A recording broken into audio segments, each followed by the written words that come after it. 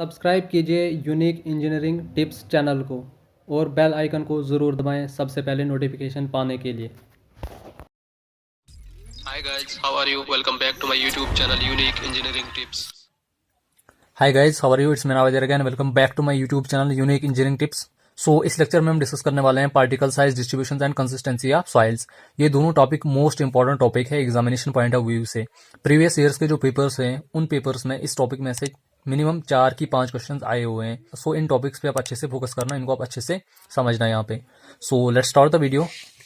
So first topic हमारे पास यहाँ पे आ जाता है पार्टिकल साइज डिस्ट्रीब्यूशन। अब पार्टिकल साइज डिस्ट्रीब्यूशन का मतलब क्या होता है कि साइल को डिस्ट्रीब्यूट करना on the basis of its particle size is known as particle size distribution. It can be done either by means of particle size analysis और mechanical analysis. Mechanical analysis is performed in 2 stages. अब जो mechanical analysis है उसको हम generally 2 stages में perform करते हैं, सिव analysis और सेडिमेंटेशन एनालिसिस। तो 1 बाय 1 हम यहाँ पे दोनों को डिस्कस करते हैं। फर्स्ट इसमें जाता है हमारे पास sieve analysis. It is also known as dry sieve analysis. It is performed for coarse grained soils. तो सिव एनालिसिस को हम जनरली कोर्स ग्रेन्ड साइल्स को डिस्ट्रीब्यूट करने के लिए यूज करते हैं। In this case sieves are designated by the size of aperture that is in mm।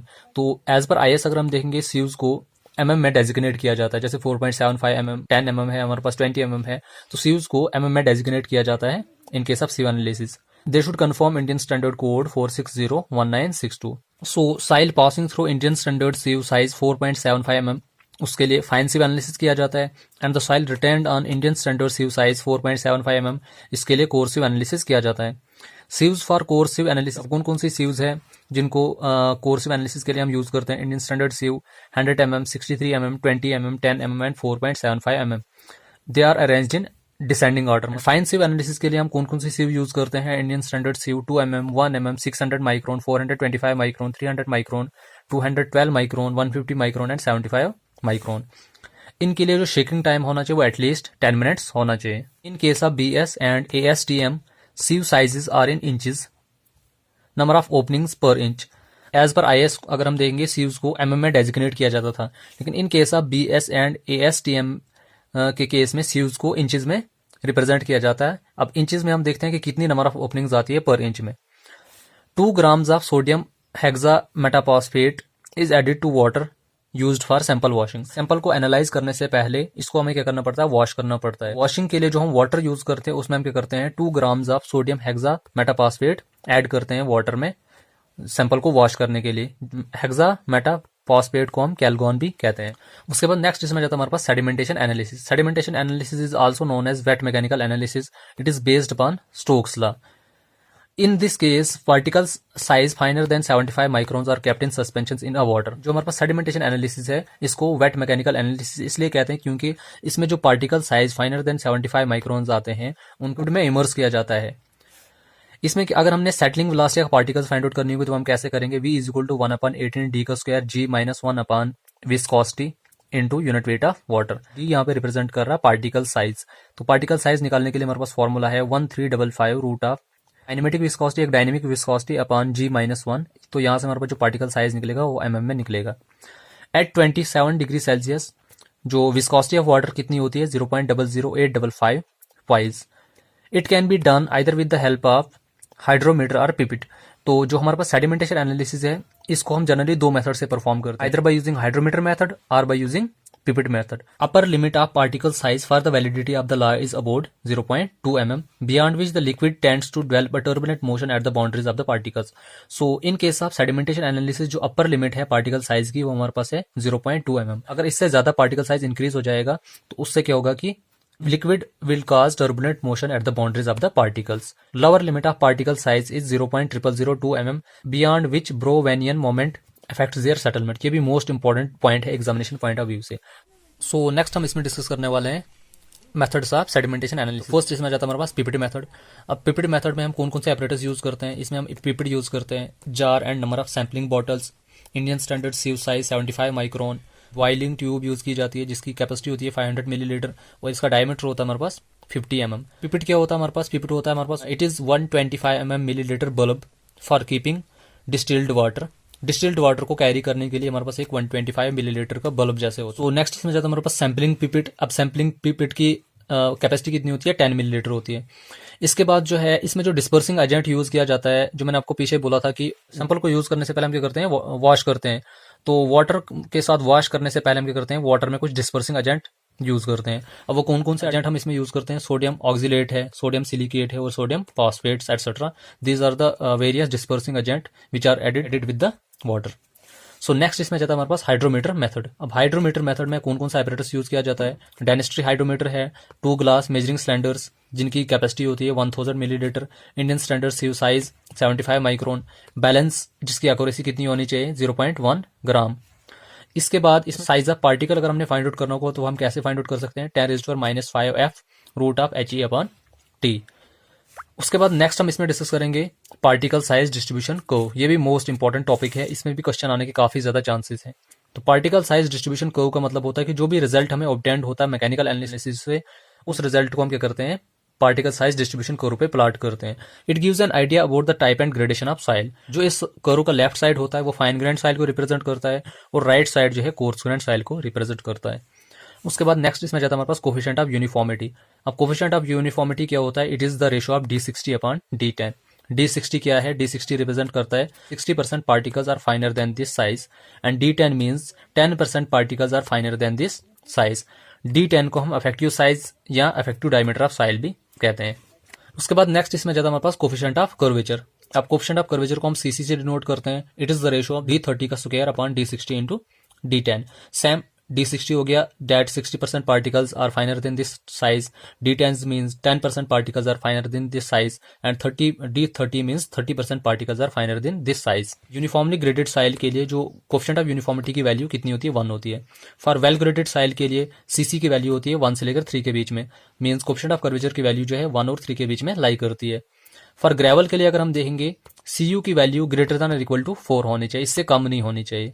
और फॉर सैंड के लिए अगर हम देखेंगे CU की वैल्यू जो है ग्रेटर देन इक्वल टू 6 होनी चाहिए, it should not be less than 6।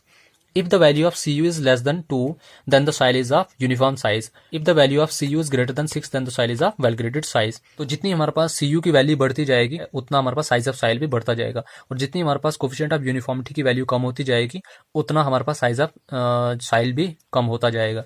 ये वैल्यूज जो हमारे पास ये एक्चुअली लैब टेस्ट वैल्यूज है। अगर हम प्रैक्टिकल पर्पस के हिसाब से देखेंगे इनकी वैल्यूज जो है टोटली डिफरेंट आती है स्टैंडर्ड वैल्यूज से। For practical purpose CU is less than 5 for uniform soil, CU is equal to 5 से लेकर 15 फॉर मीडियम ग्रेडेड सॉइल के लिए, और CU is greater then 15 for well graded soil के लिए। तो आई होप कि आपको यहाँ तक ये चीजें क्लियर हो गई होंगी। सो नेक्स्ट हम इसमें डिस्कस करने वाले हैं कंसिस्टेंसी ऑफ सॉइल्स। ये भी मोस्ट इंपॉर्टेंट टॉपिक है, इसमें से भी क्वेश्चन आने के काफी ज्यादा चांसेस हैं, तो इस टॉपिक पे भी आप अच्छा फोकस रखना। सो consistency means relative ease with which the soil can be deformed। तो it means that how much easily the soil can be deformed or how much easily the soil can be removed, that is known as consistency। Consistency of soil generally depends upon the amount of water which we add in it। तो जितना amount of water हम increase करते जाएंगे soil की consistency भी increase होती जाएगी, तो जितना amount of water हम reduce करते जाएंगे तो soil की consistency भी reduce होती जाएगी। तो it is mostly used for fine grained soil। In 1911 Swedish agriculturist Atterbergs divides the entire range from liquid to solid into 4 stages। तो स्वेडिश एग्रीकल्चरिस्ट इंजीनियर अटरबर्ग्स ने सॉइल को जनरली 4 कैटेगरीज में classify किया on the basis of it's consistency. तो वो 4 stages क्या क्या हैं, liquid state, plastic state, semi solid state और सॉलिड स्टेट। सो नेक्स्ट हम इसमें डिस्कस करेंगे कुछ इंपॉर्टेंट टर्म्स के बारे में। तो फर्स्ट इसमें आ जाता है हमारे पास लिक्विड लिमिट। अब लिक्विड लिमिट क्या होता है कि the water content which differentiate the liquid state and plastic state of soil is known as liquid limit. अब लिक्विड लिमिट एक ऐसी लिमिट होती है जो लिक्विड स्टेट और प्लास्टिक स्टेट ऑफ सॉइल को डिफरेंशिएट करती है, तो that is known as liquid limit. It is denoted by WL।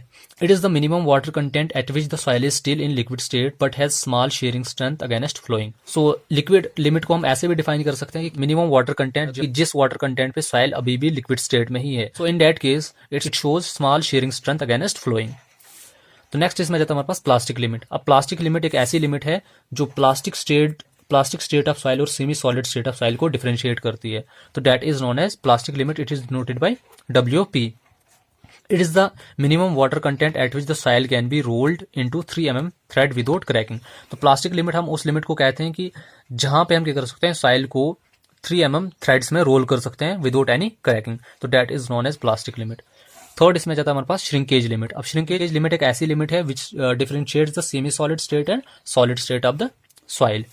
तो that is known as shrinkage limit, it is denoted by WS। तो इसको फाइंड आउट करने के लिए हमारे पास फॉर्मूला है density of water upon dry density minus 1 upon G। Simply we can find out it by using this relation wide ratio upon specific gravity. Maximum water content at which a reduction in water content will not cause a reduction in volume of a soil mass. This is the most important point from examination point of view. तो shrinkage limit को हम ऐसे भी define कर सकते हैं कि maximum water content eight which a reduction in water will not cause a decrease in volume of a soil मास। ये एक मैक्सिमम वाटर कंटेंट है, अगर उसके बाद हम क्या करेंगे, वाटर कंटेंट को रिड्यूस भी कर देंगे तो that will not cause a decrease in volume of a soil mass. तो that is known as shrinkage limit. It is the lowest water content at which the soil can still be completely saturated. This is also the most important point. ये एक ऐसा water content है जिस water content पे soil completely saturated condition में हो सकती है, तो that is shrinkage limit. So next इसमें जाता है हमारे पास plasticity index. It is also known as plastic range. It is numerically equal to liquid limit minus plastic limit, तो that is known as plasticity index. When plastic limit is equal or greater than liquid limit, then the plasticity index is equal to 0। तो obvious सी बात है कि plasticity index की value 0 हो जाएगी। तो प्लास्टिसिटी इंडेक्स जो है जनरली फाइननेस ऑफ सॉइल पे डिपेंड करती है, तो जितनी ज्यादा फाइन सॉइल होगी उतनी उसमें प्लास्टिसिटी इंडेक्स की वैल्यू हाई होगी। प्लास्टिसिटी इंडेक्स को फाइंड आउट करने के लिए हमारे पास एक और रिलेशन आता है, IP is equal to 0.74 WL-8। तो by using this relation we can find out the value of plasticity index. Next इसमें आ जाता है हमारे पास लिक्विडिटी इंडेक्स। अब लिक्विडिटी इंडेक्स को हम वाटर प्लास्टिसिटी रेशो भी कहते हैं। It is noted by IL। तो IL किसके बराबर होता है हमारे पास यहाँ W minus WP upon IP into 100, where W is natural water content, WP is plastic limit upon plasticity index into 100। IL of undisturbed soil varies from less than 0 to greater than 1. If IL is equal to 1, then soil is at liquid limit. अगर हमारे पास liquidity की value 1 होगी तो soil हमारे पास liquid limit में है, अगर लिक्विडिटी की वैल्यू 0 होगी तो सॉइल हमारे पास प्लास्टिक लिमिट में है। नेक्स्ट इसमें जाता है हमारे पास consistency index. It is also known as relative consistency. तो it is denoted by IC, therefore IC is equal to WL minus W upon IP into 100, where WL is liquid limit, W is natural water content, IP is plasticity index into 100। IC is equal to 1, then soil is at plastic limit. तो ये totally इसका reciprocal है। देखो इस case में क्या था, जब IL की वैल्यू 1 के बराबर थी तो सॉइल क्या थी हमारे पास, लिक्विड लिमिट में थी। और इस केस में क्या है कि जब IC की वैल्यू 1 है तो सॉइल हमारे पास प्लास्टिक लिमिट में है। तो जब IC की वैल्यू 0 होगी तो सॉइल लिक्विड लिमिट में है, और यही केस इसमें क्या था, जब IL की वैल्यू 0 थी तो सॉइल प्लास्टिक लिमिट में थी। तो इस केस में लिक्विड लिमिट में होगी soil. If IC is greater than 1, then the soil is at semi solid state. If IC gives negative value, it indicates that the soil has excess natural water content. Obvious सी बात है, जब हमारे पास natural water content की value increase हो जाएगी, IC की वैल्यू हमारे पास क्या आ जाएगी, नेगेटिव में आएगी। सो नेक्स्ट इसमें जाता है हमारे पास श्रिंकेज इंडेक्स। अब श्रिंकेज इंडेक्स किसके बराबर होता है, it is denoted by IS। It is equal to WP minus WS, where WP is plastic limit and WS is shrinkage limit. So next इसमें जाता है हमारे पास flow index. It is denoted by IF. It is equal to W1 minus W2 upon log 10 N2 upon N1, where W1 is water content at N1 blows, W2 is water content at N2 blows. It is also known as slope of the curve. This is also the important relation. उसके बाद next इसमें जाता है हमारे पास toughness index. It is denoted by IT. It is equal to IP upon IF, where IP is plasticity index and IF is flow index. So ये जितने भी रिलेशंस मैंने आपको यहाँ पे बताया, जैसे टफनेस इंडेक्स है, फ्लो इंडेक्स है, प्लास्टिसिटी इंडेक्स है, liquidity index, consistency index, all the relations are inter related with each other. So this was the brief introduction about particle size, distribution and consistency of soils. I hope कि आपको यहाँ तक ये चीजें clear हो गई होंगी। अगर आपको फिर भी कोई डाउट है तो आप मुझे कमेंट सेक्शन में पूछ सकते हैं। मुझे उम्मीद है कि आपको वीडियो पसंद आई होगी। अगर आपको वीडियो पसंद आई तो वीडियो को लाइक कीजिए, शेयर कीजिए, कमेंट कीजिए और चैनल को सब्सक्राइब जरूर कीजिए। तो thank you so much and keep supporting me. पसंद आई होगी तो वीडियो को लाइक कीजिए, शेयर कीजिए, कमेंट कीजिए और चैनल को सब्सक्राइब करना ना भूलें। और प्लीज बेल आइकन जरूर दबाएं ताकि जब भी मैं नई वीडियो अपलोड करूं तो